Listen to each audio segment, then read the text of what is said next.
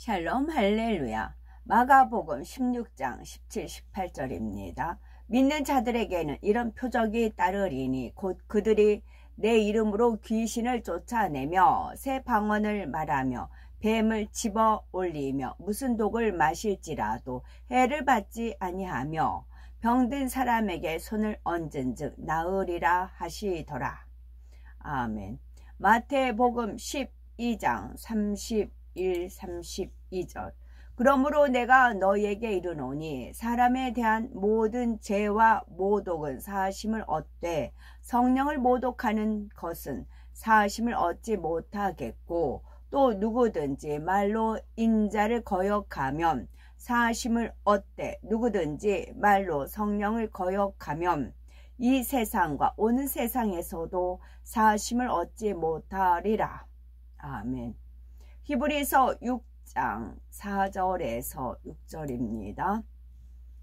타락한 자들은 4절 한 번 빛을 받고 하늘의 은사를 맛보고 성령에 참여한 바 되고 하나님의 선한 말씀과 내세의 능력을 맛보고도 타락한 자들은 다시 새롭게 하여 회개하게 할 수 없나니 이는 그들이 하나님의 아들을 다시 십자가에 못 박아 드러내놓고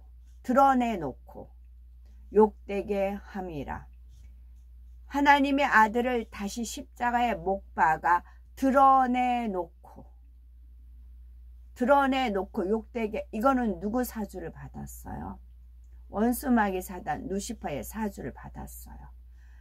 십자가에 못 박아 드러내놓고 욕되게 함이라 입니다. 믿는 자들에게 따르는 표적 첫 번째 시간입니다. 성경을 보면 예수님께서 행하신 표적들이 많이 나옵니다. 표적이란 인간이 행할 수 있는 한계를 넘어서 하나님의 능력으로 이루어지는 일들을 말하지요.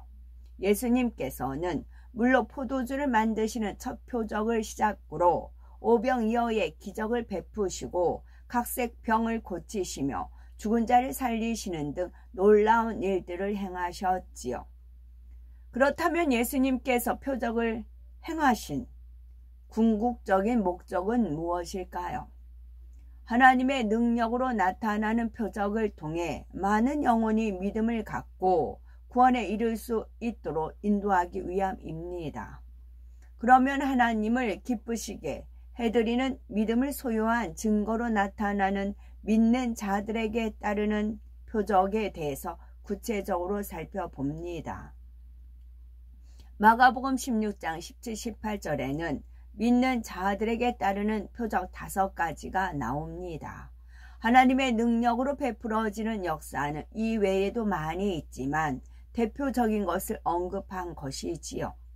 그러면 믿는 자들에게 따르는 첫 번째 표적으로 예수 그리스도의 이름으로 귀신을 쫓아낸다는 말씀에는 어떤 영적인 의미가 있는 걸까요?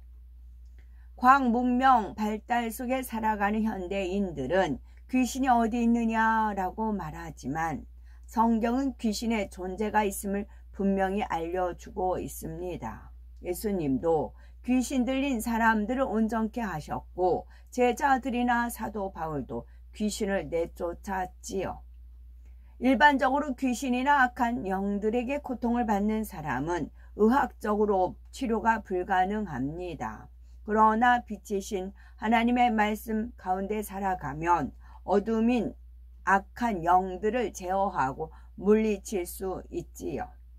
믿음의 5단계에 이르러 온전한 빛 가운데 거하면 주님의 이름으로 귀신을 물리침은 물론 영혼들을 전도하고 신방할 때도 원수마귀 사단이 역사하지 못합니다. 상대가 마음문을 쉽게 열고 말씀의 권세 속에 은혜를 체험하며 비진리를 버리고 말씀대로 행할 능력도 받을 수 있지요. 예수님께서 저희가 내 이름으로 귀신을 쫓아내며 라고 말씀하셨듯이 믿음이 있다면 귀신이나 악한 영의 세력을 물리치고 지배할 수 있어야 합니다. 요한복음 1장 12절에 영접하는 자 곧 그 이름을 믿는 자들에게는 하나님의 자녀가 되는 권세를 주셨다라고 했으니 하나님의 자녀된 권세를 받았다면 빛 가운데 행함으로 능히 어둠의 세력을 물리치고 귀신을 쫓아낼 수 있어야 하겠습니다. 그러면 믿음의 5단계에 이르러 능력을 받은 사람은 무조건 귀신을 내쫓을 수 있는 걸까요? 아닙니다. 본인이나 가족, 조상들이 심히 우상을 섬기거나 많은 악을 쌓은 데다가 진리도 모르고 믿음도 없는 사람에게 귀신이 들린 경우는 우선 회개하면서 그동안 쌓인 죄의 담을 헐어야 합니다. 본인이 귀신 들린 경우는 회개할 수 없기에 가족이 대신 믿음으로 신앙생활하면서 하나님의 궁유를 구해야 하지요. 어찌하든 최선을 다해서 말씀을 양식 삼고 빛 가운데 살려고 노력하며 기도하면 결국 어둠이 물러가고 귀신도 떠날 수밖에 없습니다. 그런가 하면 전도되어 교회에 왔는데 마음문이 열리지 않고 말씀을 들으려 해도 피곤하고 잡념과 의심이 틈타 힘들게 신앙생활하는 사람도 있습니다. 그들은 조상이 우상을 심히 섬겼거나 부모가 무당이거나 우상을 섬기는 경우로 가족까지 어둠의 세력의 영향을 받은 것이지요. 하지만 말씀을 열심히 듣고 기도하면서 변화되면 가정에서 원수 마귀가 물러가니 본인은 물론 가족도 구원에 이를 수 있습니다. 우상 숭배는 하나님과의 담이 심히 크기 때문에 회개하며 진리 안에 살기 위해 부단히 노력해야 합니다. 얼마나 불같이 기도하며 변화되느냐에 따라 신속하게 하나님의 역사를 체험할 수 있지요. 그러면 아무리 예수 그리스도의 이름으로 귀신을 쫓아내도 나가지 않는 것은 어떤 경우일까요? 주님을 믿었던 사람이 완전히 돌아서서 양심이 화인 맞은 경우는 아무리 기도를 받아도 귀신이 나가지 않습니다. 이미 선한 양심 자체가 없고 비진리의 마음이 완전히 자리 잡고 있기 때문에 돌이킬 수 없지요. 그래서 요한일서 5장 16절에 사망에 이르는 죄가 있으니 이에 대하여 나는 구하라 하지 않노라 했습니다. 즉 사망에 이르는 죄를 범하면 기도해도 하나님께서 응답하지 않으신다는 말씀이지요. 여기서 사망에 이르는 죄란 성령 해방, 거역, 모독 등 아무리 회개해도 용서받을 수 없는 죄를 말합니다.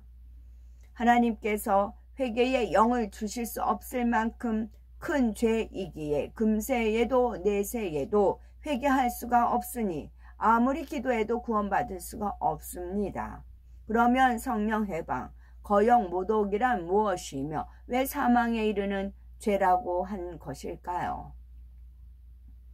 마태복음 12장 31절에 사람의 모든 죄와 회방은 사하심을 얻되 성령 회방하는 것은 사하심을 얻지 못한다 라고 말씀했습니다.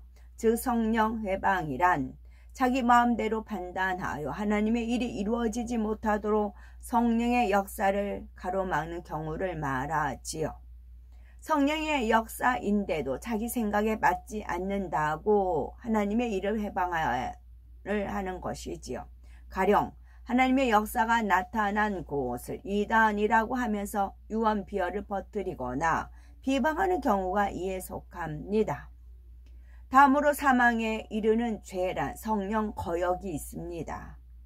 마태복음 12장 32절에 또 누구든지 말로 인자를 거역하면 사하심을 얻되 누구든지 말로 성령을 거역하면 이 세상과 오는 세상에도 사하심을 얻지 못하리라 했지요.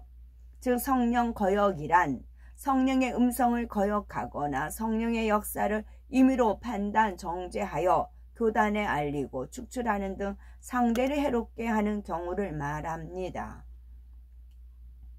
성령 회방이 하나님의 일이 이루어지지 못하도록 성령의 역사를 막는 것이라면 성령 거역은 이미 성령의 역사로 이루어진 일에 대해서 적극적으로 괴사를 꾸며 거역하고 방해하는 것을 말합니다. 그런가 하면 하나님의 영인 성령을 욕되게 하거나 그 신성을 모독하는 모든 성령 모독죄가 있습니다.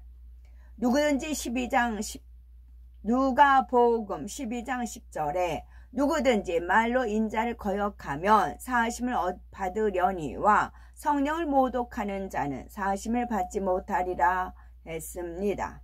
만일 성령의 역사를 사단의 역사라고 비방하거나 성령의 역사가 아닌 것을 성령의 역사라고 한다면 이는 하나님의 영원한 능력과 신성을 욕되게 하는 죄이지요. 여기서 인자를 거역한 경우란 육신을 입고 이 땅에 오신 예수님을 구세주로 믿지 못하고 단지 사람으로 알고 거역하는 것입니다. 이런 경우는 회개하여 죄삼을 받을 수 있습니다. 그러나 성령을 거역하였거나 모독한 것은 주님을 영접하고 성령을 받은 사람들이 하나님의 역사를 거역 모독하는 것이므로 용서받을 수 없고 사망에 이를 수밖에 없습니다. 그러므로 성령 해방, 거역 모독은 영원히 용서받지 못한 큰 죄이므로 구원받을 수 없는 것이지요. 히브리서 10장 26절에는 진리를 아는 지식을 받은 후 짐짓 죄를 범한 자에게도 회개의 영을 주시지 않는다 했습니다. 하나님의 말씀을 통해 죄가 무엇인지 알면서도 죄를 지으니 점점 양심이 무뎌지고 화인 맞아 가는 것이지요. 이렇게 짐짓 죄를 범한 사람은 결국 회개의 영이 오지 않아 버림받게 됩니다. 또한 히브리서 6장에 기록된 것처럼 한번 빚짐을 얻고 하늘의 은사를 맛보고 성령에 참여한 바가 되고 하나님의 선한 말씀과 내세의 능력을 맛보고도 타락함으로 하나님의 아들을 다시 십자가에 못 박아서 현저히 욕을 보인 경우도 하나님께서 회개의 영을 주시지 않습니다. 이는 성령을 받은 후 천국과 지옥이 있음을 알고 진리를 알고 믿으면서도 세상 유혹을 받아 타락하여 현저히 하나님의 영광을 가렸기 때문이지요. 이렇게 하나님께서 외면하실 수밖에 없는 사망에 이르는 죄 몇 가지를 제외하고는 원수 마귀 사단을 지배하고 다스릴 수 있습니다.